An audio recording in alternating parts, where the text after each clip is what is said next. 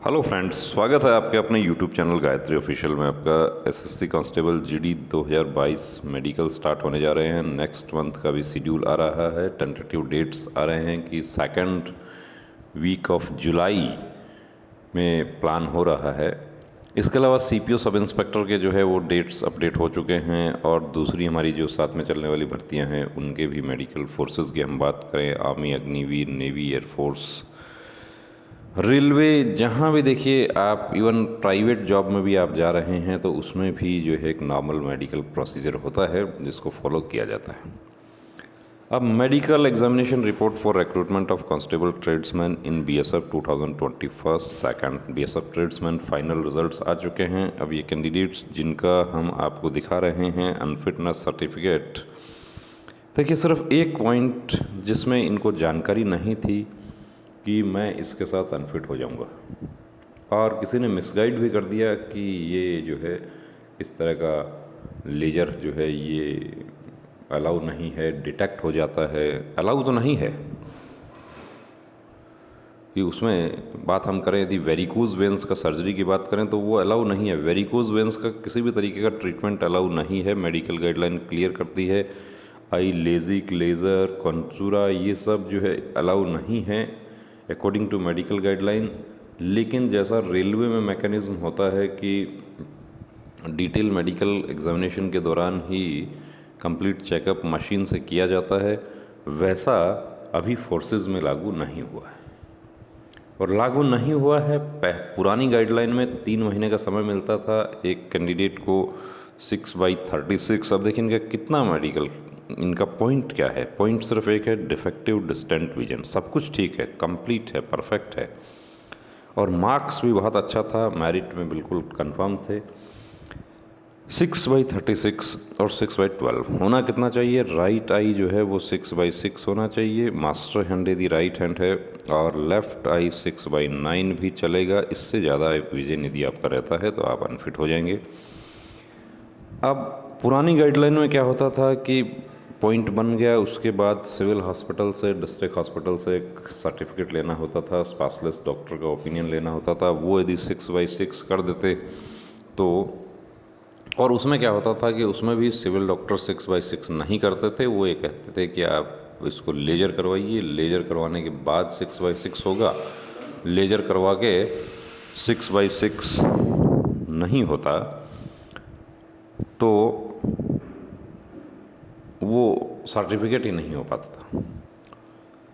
हाँ, कई बार क्या होता है, देखिए एरर ऑफ जजमेंट हो जाता है। जैसे इस केस में भी एरर ऑफ जजमेंट तो हुआ, लेकिन एरर ऑफ जजमेंट इतना नहीं हुआ। अब इनका रीमेडिकल बोर्ड बनता है। रीमेडिकल बोर्ड क्या कहता है? रीमेडिकल बोर्ड ने जो ओपिनियन दिया वो राइट आई 6/36 से 6/12 हो गया, और लेफ़्ट जो था वो 6/12 से 6/9 हो गया। इसका एक वजह तो ये होता है कि पहली बार में कैंडिडेट घबरा जाता है, नाइट ट्रैवल करके जाते हैं। हमारे पास भी काफ़ी कैंडिडेट्स नाइट ट्रैवल करके आते हैं, उनका विज़न का प्रॉब्लम होता है थोड़ा, लेकिन उनको हम फिर इवनिंग में दोबारा से हम चेक कर लेते हैं।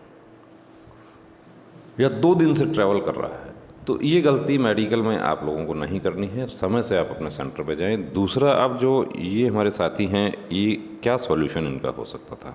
सॉल्यूशन, इनकी तरह बहुत सारे कैंडिडेट्स फोर्सेस में यूनिफॉर्म पहने हुए हैं। हाँ, ये बात है कि देखिए आपको एक जो फॉर्म दिया जाता है उसमें एक्सेप्ट यदि आपने कर लिया तो वहाँ आप फंस जाएंगे। ऐसा 2021 की भर्ती में एक कैंडिडेट के हम जानते हैं पर्सनली, उनके साथ हुआ प्रॉब्लम कि लेजर करवाया था, और उसके बाद जो आपको डिक्लेरेशन फॉर्म दिया जाता है उसमें 10 नंबर कॉलम जो है उसमें साफ लिखा है कि क्या आपने आई, लेजिक, लेज़र, कॉन्चूरा, इस तरह का कोई करेक्शनल सर्जरी करवाया है। उसमें यस कर दिया उन्होंने। 6/6 था, सब कुछ ठीक था, लेकिन बाहर हो। अब 6/12, 6/9 इनको कोई ग्लासेस की ज़रूरत नहीं होती थी, सब कुछ ठीक था। मोबाइल चला रहे थे, टीवी भी देखने में कोई प्रॉब्लम नहीं हो रहा था, ड्राइविंग करने में कोई प्रॉब्लम नहीं हो रहा था। डिटेक्ट ही तब हुआ जब ये मेडिकल में गए, डिटेल मेडिकल एग्जामिनेशन में, और दूसरे दिन रीमेडिकल हो गया।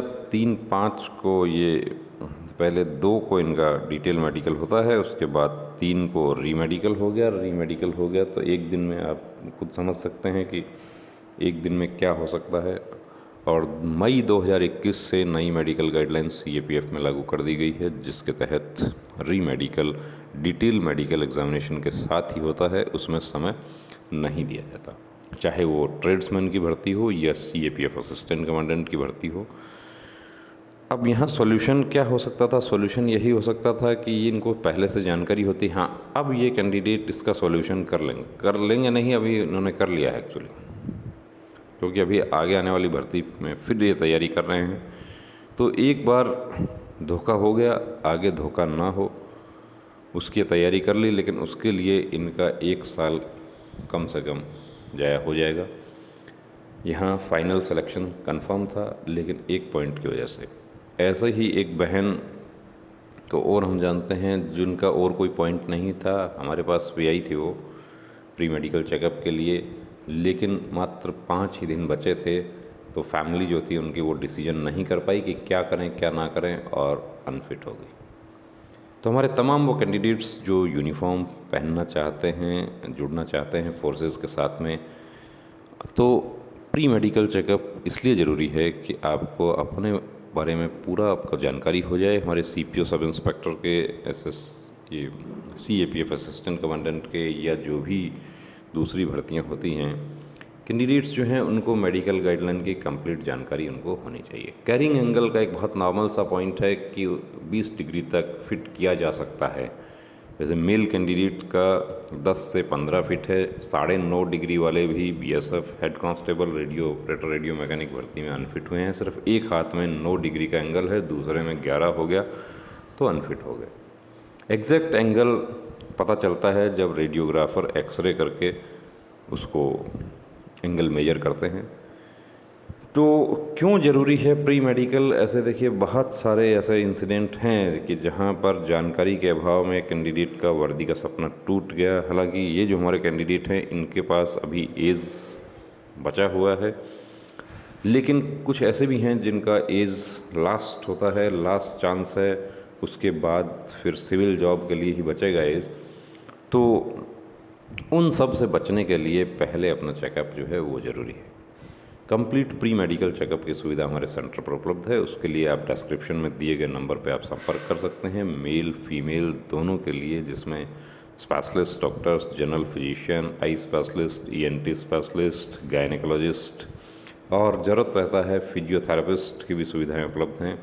सर्जन भी हैं, जो आई से रिलेटेड जो पॉइंट हैं, जो मसले होते हैं, उनके लिए भी आपको स्पेशलिस्ट की ओपिनियन, इसके अलावा टैटू रिमूवल, ये सब जो है सुविधाएं भी उपलब्ध हो जाती हैं, जिसमें आपको एक क्लोज़ प्रॉक्सिमिटी में ये सारी सुविधाएं आपको अवेलेबल हो जाती हैं। तो बने रहिए दोस्तों चैनल के साथ, और वर्दी पहनना चाहते हैं तो कंप्लीट प्री मेडिकल चेकअप आपको एक बार ज़रूर करवाना चाहिए। जिस तरीके से आप मॉक टेस्ट देते हैं, आप फिजिकल क्या प्रैक्टिस करते हैं, लेकिन लास्ट मोमेंट में जैसा इनके साथ हुआ वैसा किसी दूसरे साथी के साथ ना हो। मकसद यही है आपको जागरूक करने का। तो अपना चेकअप, इस तरीके से आप अपनी पढ़ाई पर फोकस कर रहे हैं, वैसे एक बार आप चेकअप भी ज़रूर करवाएं, ताकि आपको पता चल जाए कोई पॉइंट होता है तो उसको आप ठीक कर सकते हैं, ट्रीटमेंट ले सकते हैं, एक्सरसाइज से ठीक कर सकते हैं। कुछ ऐसे पॉइंट्स हैं जिनको स्मार्ट वर्क करके आप उसको हाइड कर सकते हैं। तो ऐसे बहुत सारे मसले हैं, उनके बारे में आपको जानकारी तब होती है जब आप कंप्लीट चेकअप आप करवाते हैं। जय हिंद।